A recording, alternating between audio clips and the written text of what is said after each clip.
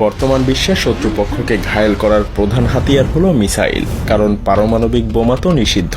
আর পারমাণবিক বোমার বিকল্প হিসেবে এখন ব্যবহার করা হয় ভয়ঙ্কর এই মিসাইল।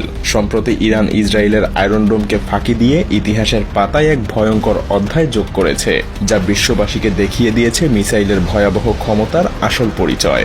যখন মিসাইল উৎক্ষেপণ করা হয় তখন তা যেন অসীম রণক্ষেত্রের দিকে এগিয়ে যায় এক ভয়ঙ্কর সংকেত হিসেবে। মিসাইল, যা শব্দের থেকেও কয়েক গুণ দ্রুত ছুটে চলে যেন মৃত্যুর এক অদৃশ্য দূত। প্রতিটা উৎক্ষেপণে মিসাইল যেন এক ভয়ঙ্কর সংকেত নিয়ে ছুটে চলে। এই মিসাইলের গতিতে লুকিয়ে থাকে নিরীহ মানুষের সম্ভাব্য মৃত্যুর এক মর্মান্তিক বাণী। যেমন আগুনের লেলিহান শিখা ছড়িয়ে পড়ে চারপাশে, তেমনি মিসাইলের বিস্ফোরণও মুহূর্তেই এক ধ্বংসাত্মক বিস্ফোরণ, যেখানে পৃথিবী একেবারে থমকে যায়। ধ্বংস হয়ে যায় শত্রুর ঘাঁটি, বাড়ি, ভবন এবং অস্ত্রশস্ত্র। আধুনিক যুদ্ধের এক নতুন বাস্তবতা। পারমাণবিক অস্ত্রের ব্যবহার নিষিদ্ধ হওয়ায় সবার কাছে মিসাইল হয়ে উঠেছে এক জনপ্রিয় অস্ত্র। এটা ব্যবহৃত হয় একাধিক পরিবেশে, সড়কে, আকাশে, এমনকি সমুদ্রের গভীরে পর্যন্ত। কিন্তু প্রশ্ন হলো যে মিসাইল আসলে কিভাবে কাজ করে, এর পেছনে থাকা ফিজিক্সটা কি, এবং এর বিপুল ক্ষমতা কোথা থেকে আসে, আর এটা কিভাবে গিয়ে লক্ষ্যবস্তুর পেছনে ছুটে চলে একেবারে নিখুঁতভাবে আঘাত করে। তবে এগুলো জানার আগে আমাদেরকে জানতে হবে মিসাইলের প্রকারভেদ সম্পর্কে, কারণ মিসাইল মূলত দুই প্রকারের হয়, ব্যালিস্টিক এবং ক্রুজ মিসাইল। ব্যালিস্টিক মিসাইলগুলো এমনভাবে ডিজাইন করা হয় যে এটা উৎক্ষেপণের পর নিয়ন্ত্রণের প্রয়োজন হয় না, আর তাই একে বলা হয় আনগাইডেড মিসাইল। কিন্তু ক্রুজ মিসাইলগুলো এর পুরোপুরি বিপরীত, যেগুলো উৎক্ষেপণের পরও নিয়ন্ত্রণ করা যায়, তাই এগুলোকে বলা হয় গাইডেড মিসাইল। তাই যখন ক্রুজ মিসাইল শত্রুপক্ষকে লক্ষ্য করে ছুটে চলে তখন তা যেন শত্রুকে ধ্বংস করেই তবেই ক্ষান্ত হয়। শত্রু যেখানে যেতে থাকে, যেভাবে যেতে থাকে, ঠিক তার পিছু পিছু সেভাবেই প্রবল গতিতে ছুটতে থাকে এবং শত্রুকে ধ্বংস করে দেয় এই ক্রুজ গাইডেড মিসাইল।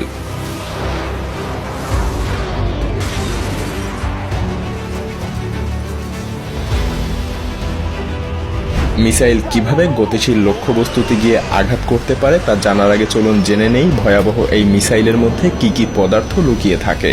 মূলত মিসাইলের ভেতরে সমস্ত বিস্ফোরক পদার্থ শক্তিশালী স্টিলের কেজ বা আবরণ দ্বারা আবৃত থাকে। এর সামনের অংশ খুবই সুচালু হয়, যাতে বাতাসের বাধার কারণে গতি কমে না যায়। এই সামনের অংশ সুচালু বলেই মিসাইল প্রবল বাতাসের বাধা অতিক্রম করতে সক্ষম হয়। মিসাইলের শক্তি, গতি ও স্থিরতা সবকিছুই একত্রে কাজ করে, যেন একটা শিকারী নেকড়ে রাতের অন্ধকারে শিকারকে তাড়া করছে। সত্যি বলতে মিসাইলের কার্যকারিতা দেখলে মনে হয় যেন মিসাইলের প্রাণ আছে। শুধু তাই না, মিসাইলের ডানা বা পাখাগুলো ইলেকট্রনিকভাবেই নিয়ন্ত্রিত হয়, যা মিসাইলকে বিভিন্ন দিকে মোড় নিতে সাহায্য করে। যখন এই পাখাগুলো নিয়ন্ত্রণ করা হয় তখন মিসাইলের উপরে, নিচে, ডানে, বামে যে কোনো অ্যাঙ্গেলে যে কোনো মুহূর্তে বাঁক নিতে পারে। এটা মিসাইলের জন্য স্থিতিশীলতা তৈরি করে, যেন এটা ক্ষণিকের জন্য তার পথ থেকে বিচ্যুত না হয়। এবার চলুন মিসাইলের অভ্যন্তরে প্রবেশ করি। মূলত মিসাইলের তিনটা প্রধান অংশ থাকে: শিকার বা সন্ধানকারী, বিস্ফোরক পদার্থ এবং জ্বালানি। শিকার, যা মিসাইলের কার্যকারিতার জন্য অপরিহার্য, কারণ এর মাধ্যমেই শত্রুপক্ষের অবস্থান শনাক্ত করা হয়। শিকারের মধ্যে thermal imaging camera, infrared imaging এবং হাই অ্যাকিউরেসি ইনার্শিয়াল নেভিগেশনের মতো প্রযুক্তি থাকে। হ্যাঁ, এই শিকারই শত্রুর অবস্থান নির্ধারণ করে এবং তারপর সেটাকে ধাওয়া করার জন্য মিসাইলকে নির্দেশনা দেয়।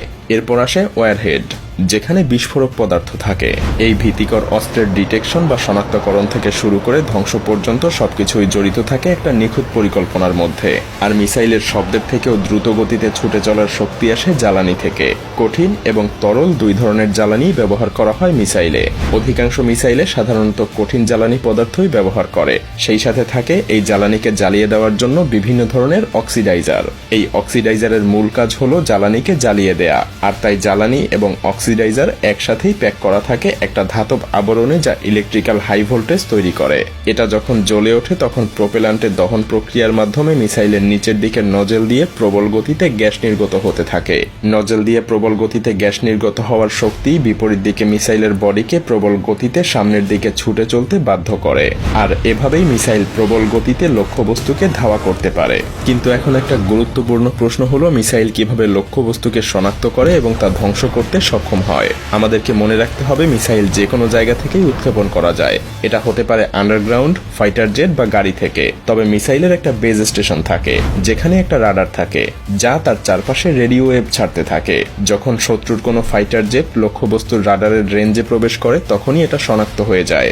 শনাক্তকরণের এই প্রক্রিয়া কখনো কখনো মহাকাশে থাকা স্যাটেলাইট প্রযুক্তি ব্যবহার করেও করা হয়, যা এক দেশ থেকে অন্য দেশে মিসাইল নিক্ষেপের কাজে ব্যবহার করা হয়। হ্যাঁ, এভাবেই রাডার বা স্যাটেলাইট দিয়ে শনাক্তকারীর লক্ষ্যবস্তুর তথ্য মিসাইলের সিকারে পাঠানো হয়। সিকার তখন লক্ষ্যবস্তুকে লক করে ফেলে এবং নজেল দিয়ে জ্বালানির প্রবল গতির কারণে লক্ষ্যবস্তুর দিকে অগ্রসর হতে থাকে। আর যখনই মিসাইল শত্রুপক্ষের একদম কাছাকাছি চলে যায় তখন সিকার একটা অত্যাধুনিক প্রযুক্তির মাধ্যমে শত্রুর অবস্থান নিশ্চিত করে। এরপরই মিসাইলের পাখাগুলো দিয়ে এটা ডানে বামে উপরে নিচে মোড় নিতে শুরু করে। এভাবে লক্ষ্যবস্তুতে পৌঁছানোর জন্য মিসাইলকে সঠিক পথ নির্ধারণ করতে সহায়তা করে high accuracy inertial navigation system. শেষে যখন মিসাইল লক্ষ্যবস্তুকে স্পর্শ করে তখন এটা বিস্ফোরিত হয়ে শত্রুপক্ষকে ধ্বংস করে দেয়। ধ্বংস হয়ে যায় শত্রুপক্ষ। এভাবেই মিসাইলের সফলতার হার দাঁড়ায় প্রায় 90%। তবে হ্যাঁ, এটা একটা ভীতিকর সত্য যে মিসাইল আমাদের আশেপাশের পরিবেশে মরণফাঁদ তৈরি করছে, যেখানে কেউই নিরাপদ না। এটা এমন এক অস্ত্র যা লক্ষ লক্ষ মানুষের জীবনকে ঝুঁকির মধ্যে ফেলে। আধুনিক যুদ্ধের এক নতুন বাস্তবতা, যেখানে প্রযুক্তির ক্ষমতা আমাদের মস্তিষ্কে ভীতির সৃষ্টি করে। আর তাই বলাই যায় এটা শুধু একটা প্রযুক্তিই না, বরং এটা একটা ধ্বংস এবং প্রাণনাশের প্রতীক। পুরো পৃথিবী জুড়ে হাজার হাজার মিসাইল প্রস্তুত হয়ে আছে তার ধ্বংসযজ্ঞ প্রদর্শন করার জন্য। কোনো এক মহাযুদ্ধে হয়তো সব মিসাইলই দেখিয়ে দিবে তার ভয়াবহ ক্ষমতা। তাই আমাদের উচিত প্রার্থনা করা সেই দিন যেন পৃথিবীবাসীকে দেখতে না হয়।